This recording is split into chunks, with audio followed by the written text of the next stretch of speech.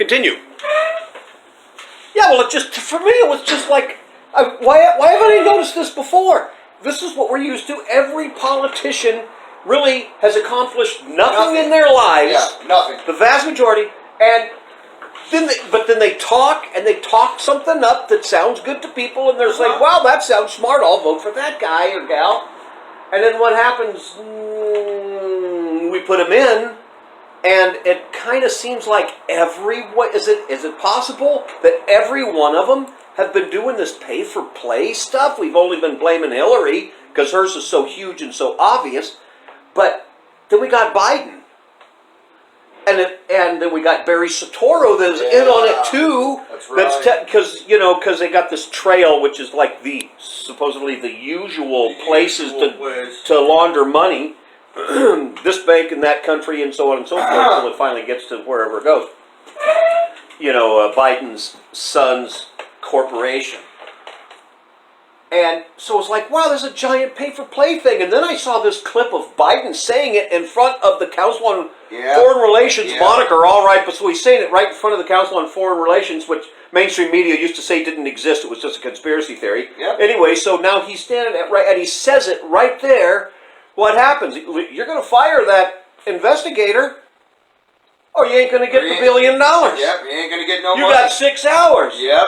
And they're like, oh, you can't do that. Yep, they got that shit on video, But man. he did. Yes, and he says it right there. And I'm sure it's just a coincidence that it has to be his son who was involved with the pay-for-play thing. It wasn't Biden's. No. It was his son. I had nothing to do with it, you see. Yeah. And so it was Biden's son that was in on it. And so they were getting ready to investigate his son because he knows nothing about the oil industry or the natural gas or whatever the thing he was sitting on the panel for or the board of directors. But you're going to pay him that much money to do it. Yeah, you got bribed. Or you ain't going to get your $1 million.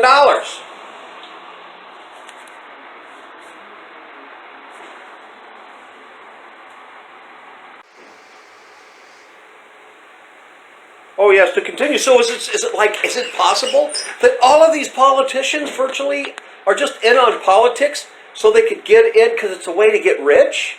Yeah. Is that what it is? Yeah. It almost seems like that. With the exception of like people like Ted Cruz and like Joe Jordan, or is it Jim Jordan, the guy on Congress?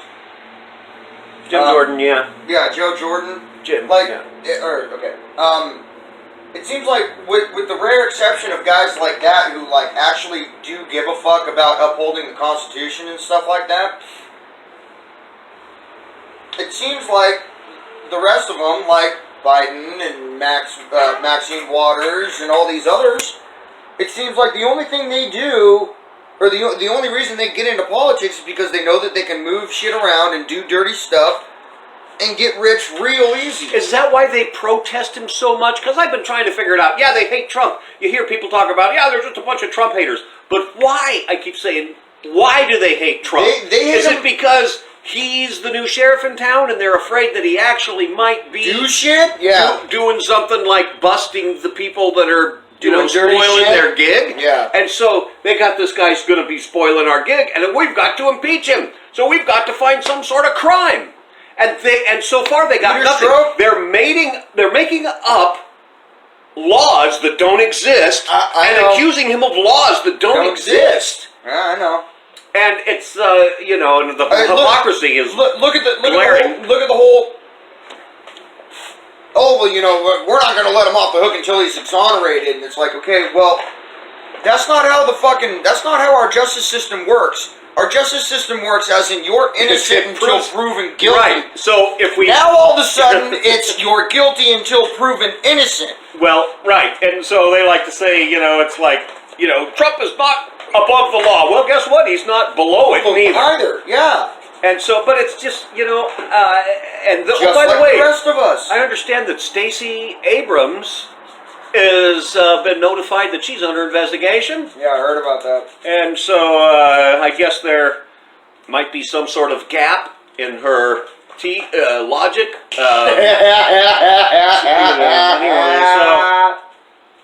Anyway, we'll see what happens because she's one of those people that she lost the race for governor or whatever it was. But she keeps saying that she won. She No, won. I won. Yeah. Why else would she be so convinced that she won? Because she cheated fair and square. Because she cheated the fuck out of the system, and her and her managers, the people running her campaign, were like, "Yep, we've got every fucking county bought out. We've got every fucking voting machine under our thumb. So there's no possible way you can lose." And so, speaking of voting machines, we've got this character by the name of Mitt Romney, who, by the way, pretends to be a conservative, but he's just merely a Republican. Anyway, yeah, typical rhino type guy, right? Mm-hmm. So, anyway, he owns a bunch of voting machines. Yeah. And he is anti-Trump.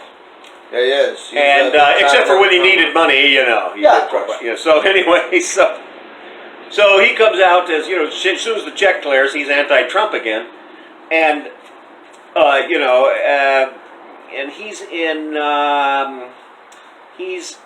Utah, right? Yeah, he's a Utah dude. So, also, his niece is the head of the Republican National Committee.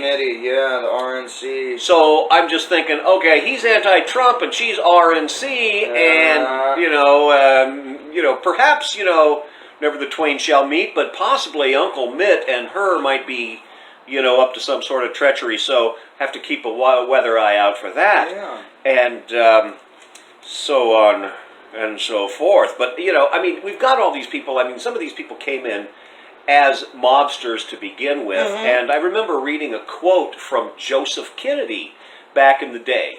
Now, he was a, booze runner back in those days and buddy-buddy with a lot of guys that were higher up in the political system and also the mob. Yeah. And so he was quoted as saying something about how the future is in politics. Yeah. And so what did he do? He's groomed all of his boys to go into politics. Yeah. And so even though, we can question as to whether or not they were all cut out of the same cloth, John Kennedy, in spite of his warts, might have been, you just look at some of the things he did, like sidestepping the Federal Reserve, and then getting rid of the oil depletion allowance for the oil dudes. Yeah. And going after the mobsters that got him elected, the Chicago mob guys. No wonder they wanted to get... They wanted... The mobsters wanted him dead, and the fucking... And the dirty motherfuckers inside the government wanted him dead. Now, yeah. Because he was sidestepping the Federal Reserve, so now all of a sudden you got the people working under the Federal Reserve that want you dead. And then you go after the fucking gangsters that got you in there, and now they want you dead. A lot of people hated his guts. Yeah. And I think we kind of have the same sort of thing with with some exceptions. We got Trump with all of his warts doing the same thing, except for he is working outside the U.S., I think, more than Kennedy was. Kennedy had a secret line, to Nikita Khrushchev to, work out some sort of peace deal, presumably, instead of going into a Cold War even deeper. And so he kind of was working along the lines of developing a peace dividend. But that really, but the industrial military complex that stands to gain an awful lot of money off of building wars and reasons for wars, have a lot to lose. And so we got a lot of these guys like Dick Cheney, who, what was it, Kellogg? No, it wasn't. Anyway, Carlyle Group and all those guys there working on getting people to, go to war. Yeah. Oh, well, so much more. Yeah. It bums me out when it's like, we don't have to take Savannah to school.